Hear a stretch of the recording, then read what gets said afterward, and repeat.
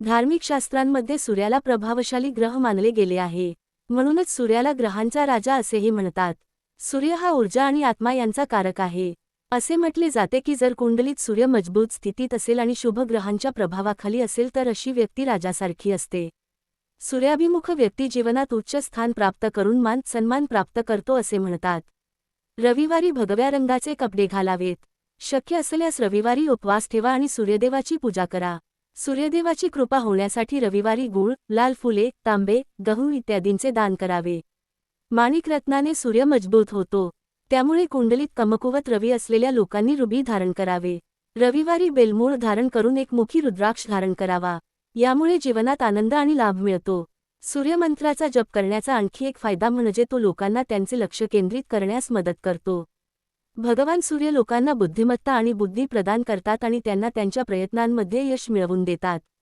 शांती प्रदान करण्यासोबतच ते व्यक्तीच्या शरीराला विश्रांती देखील देते आणि मूळ व्यक्तीचे जीवन समृद्ध बनवते.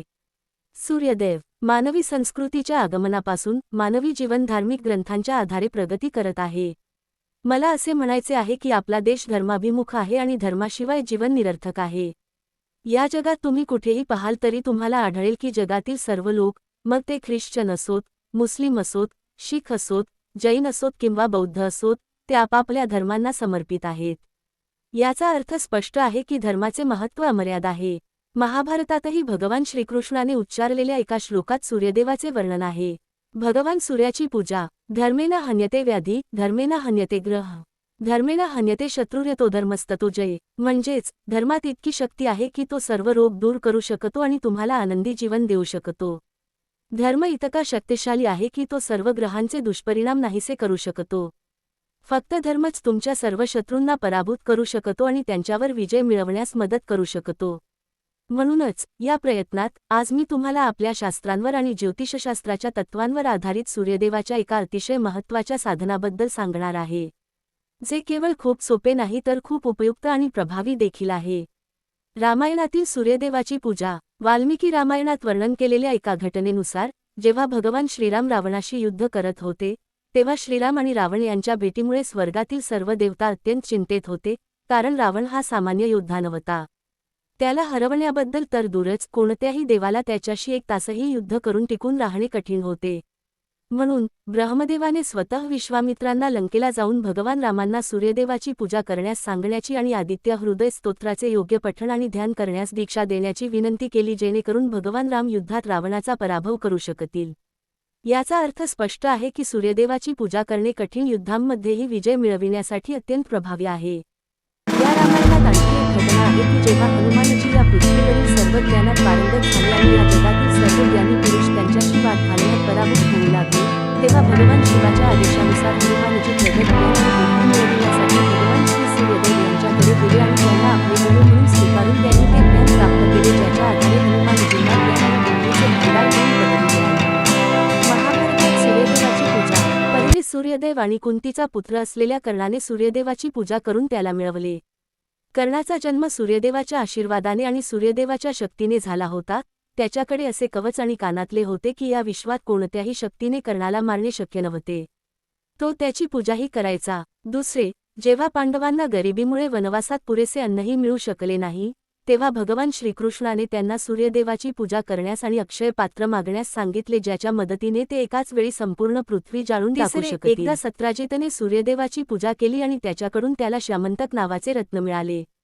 त्या रत्नाचा प्रकाश सूर्यदेवाच्या प्रकाशासारखा होता. त्या रत्नामुळे त्याला दररोज 8 तोळे सोने मिळत असे. जिथे ते रत्न असेल तिथे त्या ठिकाणचे सर्व त्रास आपोआप निघून जातील. या रत्नात इतर अनेक विशेष गुणधर्म आहेत. ज्याच्याकडे ते आहे त्याला युद्धात कोणीही हरवू शकत नाही.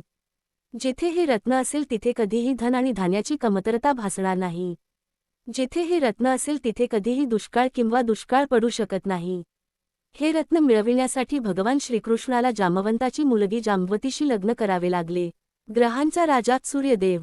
ज्योतिषशास्त्रानुसार सूर्यदेव सर्व ग्रहांमध्ये पहिला आणि सर्वोत्तम आहे, म्हणूनच त्यांना ग्रहांचा राजा ही पदवी मिळाली आहे.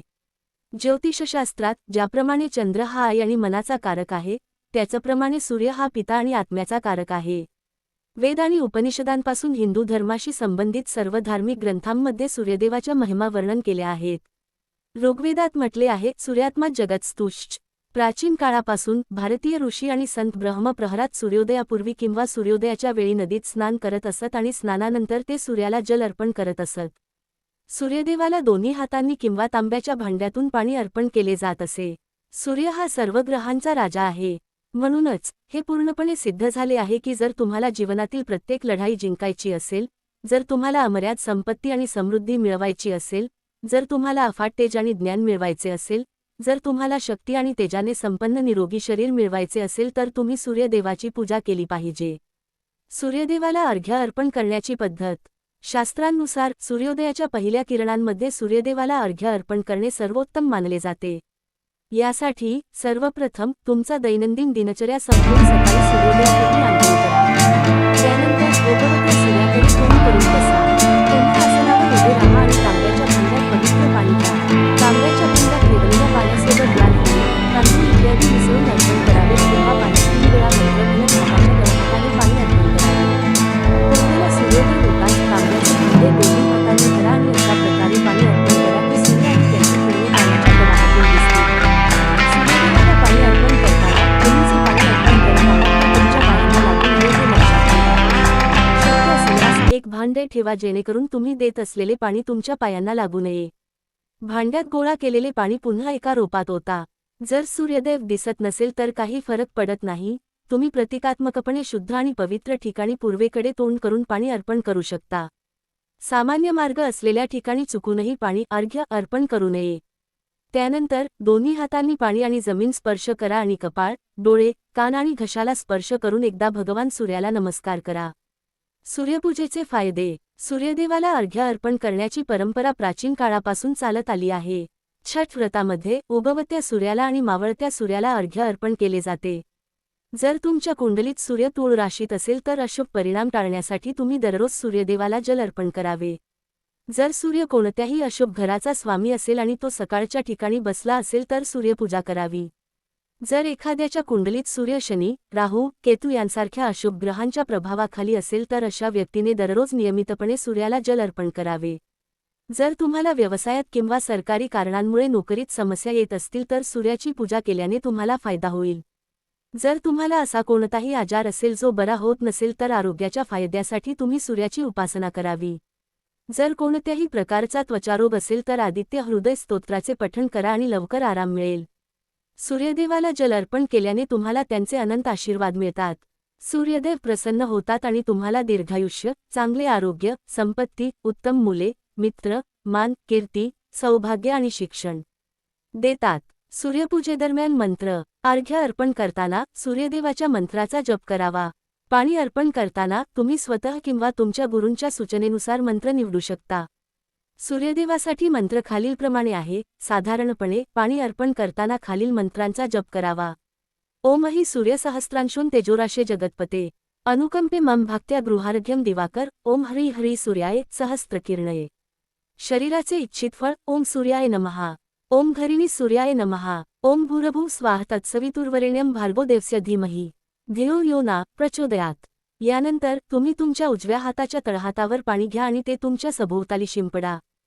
तुम्ही तुमच्या जागेभोवती पुन्हा 3 वेळा फिरावे आणि नंतर तुमचे आसन उभे करून त्या जागेला नमन करावे. सूर्यदेवाचे इतर मंत्र खालीलप्रमाणे आहेत. सूर्यमंत्र. ओम सूर्याय नमः. तंत्रोक्त मंत्र. ओम हरी हरी हरी सह सूर्याय नमः. ओम जून सह सूर्याय नमः. सूर्याचा पौराणिक मंत्र. जपकुसुम संकष कश्यपय महाद्युतीय तमोरी सर्व पापघ्न प्राणतोस्मी दिवाकर्म. सूर्य गायत्रीचे 2 मंत्र खालीलप्रमाणे आहेत. ओम आदित्य विद्महे प्रभाकराय धीमहि तन्नः सूर्य प्रचोदयात्.